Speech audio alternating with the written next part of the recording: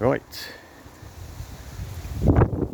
early December, a little bit blowy, nasty wind chill. It's a good time to talk about protecting some of the more tender plants.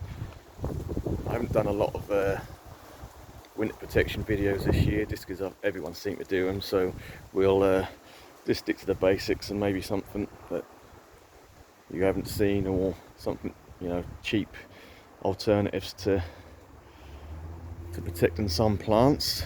So we're looking at Schefflera here, and we have got a couple of yellowing leaves towards the bottom, which I'm not surprised, because when I bought this what was it, May time this year, it was in a small pot. I potted up into a bigger pot, and that was pretty poor. It was really just garden soil. That's a bit stodgy, so when I did go to put it at, get it out of the pot and put it in the ground, the soil was so stodgy it sort of broke up, and that did break some roots. So I'm not surprised there's a few yellow leaves on that, but there's a lot of new growth at the bottom, which is looking good, and the top growth is still looking good. So we want to keep it looking that way over winter, because chances are this is not seen an outside situation for a UK winter. So for this one, you could go down the route of fleecing it. So I've got an example here. We've just got some fleece jacket there, or you can buy fleece sheeting and tie it round. But I'm going to use that on something else. I'm not going to use it on the Schefflera. I'll probably use that on the palm grass. It's actually 5 meters on that, so there's plenty to go round. So I'll use that on other plants. But right, so the Schefflera, what I'm looking at is this. So there's literally just, I won't say junk left laying about, but this is an old, one of these cheap greenhouses I had years ago, and I just kept some of the racking. And so literally all I've done is tie wrapped a little short stake in alternate corners, and I've got a big thick plastic bag. So you can see what I've done is put the plastic bag over the frame, tie wrapped it in the corners and on the edges, and obviously that goes around a stake as well, so it's nice and secure. So all we need to do with that, as the ground's nice and soft, we can just, that's literally only 6 inches of stake there, but that's enough just to push that into the ground over the plant you want to protect. And that's basically like a little greenhouse. Like I say, it's not got to be nothing special. What I do tend to do is leave a bit of a gap at the bottom. There's a couple of inches there, so the air can flow underneath. But again, that will warm up a little bit in the sun and to stop that wind chill and the frost hitting the plant. So that's a good use of an old bit of shelving, which weren't really any use for anything else. So that's going to be perfect to go over the Schefflera. Right, for some smaller plants, I mean, obviously I know not everyone's got old bits like this laying about, but you can literally just use bamboo canes, push them into the ground, put the bag over them and tie wrap the bag to the canes, and similar situation. Should hold up all right. I've already got a cloche on. This is a Cordyline fruticosa. So it's one of the tropical cordylines. I don't know if you can see it because there's a reflection on it, but I left that in the ground, and we're going to try that over winter underneath a cloche. So I have got a selection of cloches here, and I'll tell you how much they cost. So this is one I've had a few years. You can see it's sort of discoloured a little bit, but still does the job. So these ones are about $2.99 for a fairly big one. So these are probably about a foot tall. They've got the little dial on top, so you can have them open or closed, so it lets a little bit of airflow in. I always have them open. You don't really want anything all winter closed up, or unless you're going to go around the garden every day and open them up if you want to. So yeah, there you're looking about £3 for something that size. And we've got some smaller ones here. These are considerably smaller, but exactly the same thing really. Got the little dial on top. These ones I think I bought from Pound Stretcher, and they're roughly about, I think they're about $2.99 for a pack of 3. So they're quite cheap, about £1 each. So that's quite reasonable.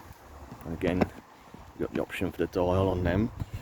Or if you've got to go for the real cheap ones, and these are sort of next size down again, little sort of the traffic cone ones.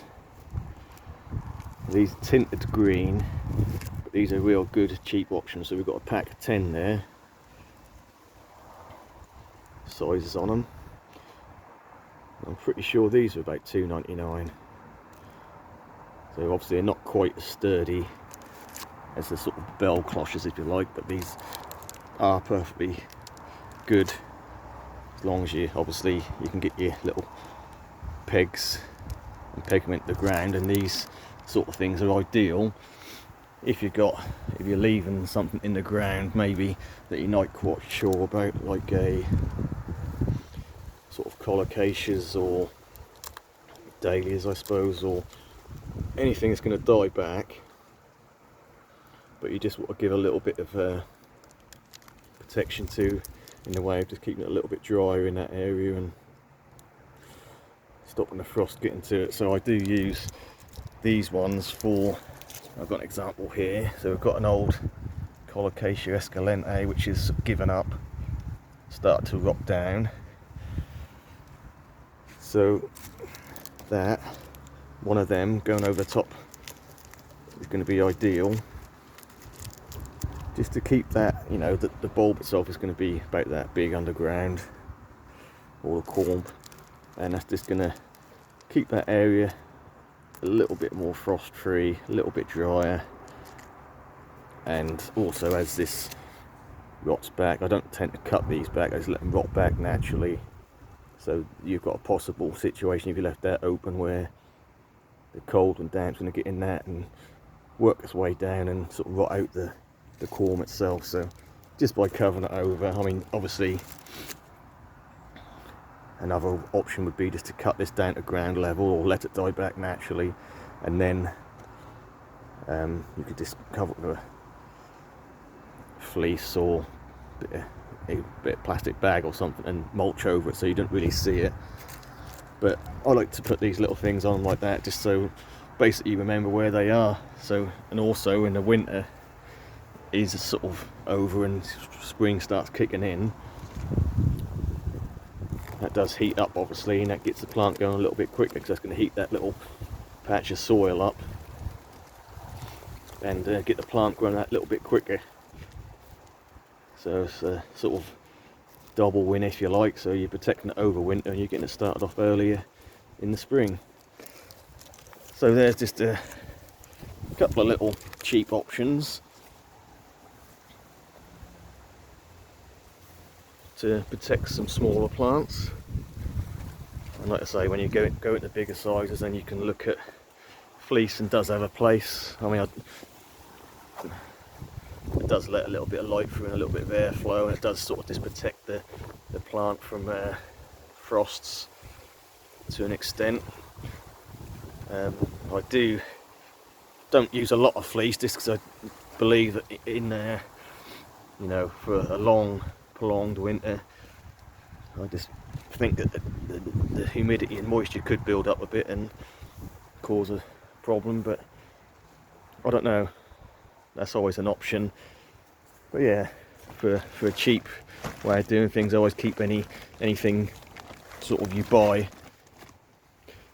any big purchases sometimes come in big sort of heavy duty plastic bags like this, and keep hold of them and reuse them.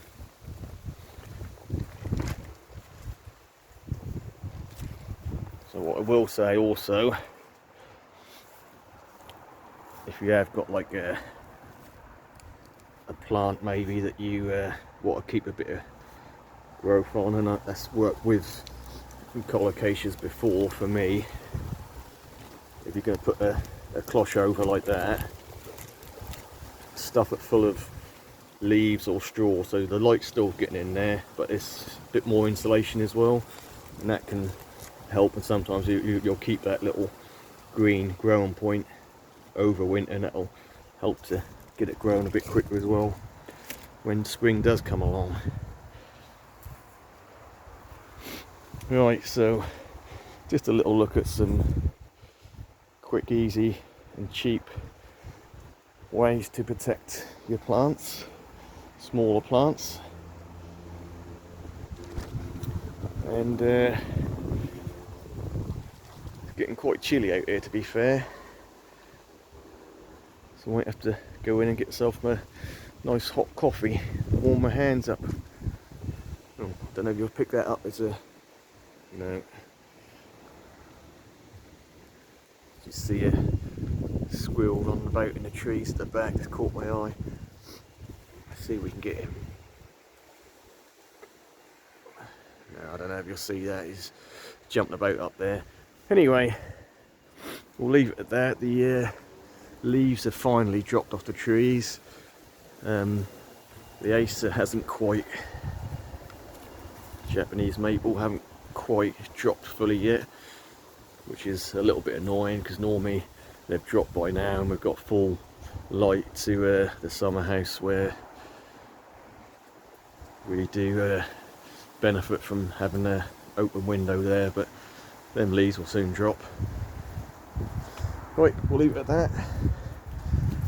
Thanks for watching, and we'll do some more videos over the next week, how the garden's looking this time of year. We do still have a little bit of pop of colour here and there, but it is getting few and far between now. Just things really starting to die back. Right, see you in the next one.